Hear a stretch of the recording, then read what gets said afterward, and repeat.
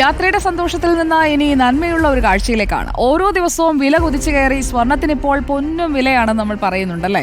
അങ്ങനെ പൊന്നും വിലയുള്ള സ്വർണം മാലിന്യം ശേഖരിക്കുന്നതിനിടയിൽ കളഞ്ഞു കിട്ടിയ 2 സ്ത്രീകൾ നാടിനാകെ മാതൃകയായിരിക്കുകയാണ്. സ്വർണത്തിളക്കമുള്ള ആ നന്മയുടെ കാഴ്ച കാണാം കോഴിക്കോട്ട് നിന്ന്.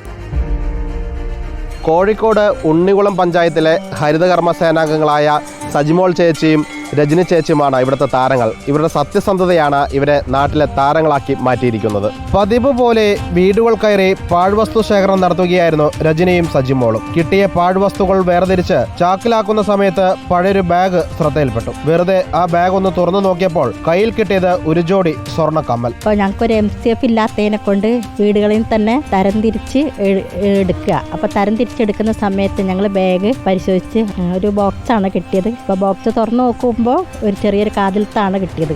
വീട്ടുകാർ നല്ല സന്തോഷം പറഞ്ഞ് പിന്നെ ഞങ്ങളോട് ചായ കുടിക്കാനും പിന്നെ ഞങ്ങൾക്ക് ജ്യൂസൊക്കെ കലക്കിക്കൊണ്ട് തന്ന്. അവർക്ക് കാണാതെ പോയ കമ്മലായിരുന്നു. കാണാതെ വെച്ചാൽ ആ മോള് ആടെ കല്യാണം കഴിച്ച് വന്നിട്ട് 4.5 കൊല്ലമാക്കി. അപ്പോൾ അതിക്ക് മുന്നേ തൊട്ട് ഈ ബാഗ് പുറത്ത് കിടക്കുമായിരുന്നാണ് പറഞ്ഞത്. അത് ആരുടെ കമ്മലാന്ന് അറിയത്തില്ല.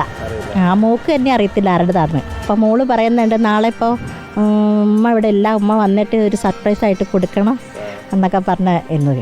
പണ്ടപ്പോഴോ കാണാതെ പോയ കമ്മലായിരിക്കും അല്ലേ? അതായിരിക്കും തോന്നുന്നു. നിങ്ങളുടെ ഈ സത്യസന്ധത കണ്ടിട്ട് ആൾക്കാർ എന്ത് പറയുന്നു? ആൾക്കാർ നല്ല സപ്പോർട്ടൊക്കെ ഞങ്ങൾക്ക് തരുന്നുണ്ട്. പിന്നെ ഞങ്ങളോട് ചോദിച്ച് ഞങ്ങൾക്ക് എന്താ വേണ്ടത്. അപ്പോൾ ഞങ്ങൾ പറഞ്ഞിട്ട് ഞങ്ങൾക്ക് വേണ്ടത് നമ്മളിപ്പോൾ ഓരോ വീടുകളിൽ പോകുമ്പോൾ ഞങ്ങൾക്ക് ഒരു 50 ഉറുപ്യ ചിലരില്ലാന്ന് പറയും. പിന്നെ പല വീടുകളിലൊക്കെ ചെല്ലുമ്പോൾ വാതിലൊക്കെ അടച്ചൊരു കൊട്ടിയടിക്കും, പല ഇതായിട്ട് ചെയ്യുന്നുണ്ട്. അപ്പോൾ അതൊന്നും ഇല്ലാണ്ട് ഒരു നല്ല സന്തോഷത്തോടു കൂടി തരാൻ അഭ്യർത്ഥിക്കുന്നുള്ളൂ. ചേച്ചിയുടെ കണ്ണ് നിറഞ്ഞിട്ടുണ്ട്. അതാണ് അവർ ആഗ്രഹിക്കുന്നത്. അവർക്ക് കൊടുക്കാനുള്ളൊരു ചാക്കിനുള്ള 50 രൂപ അത് കൊടുക്കുക, അത് മാത്രം മതി.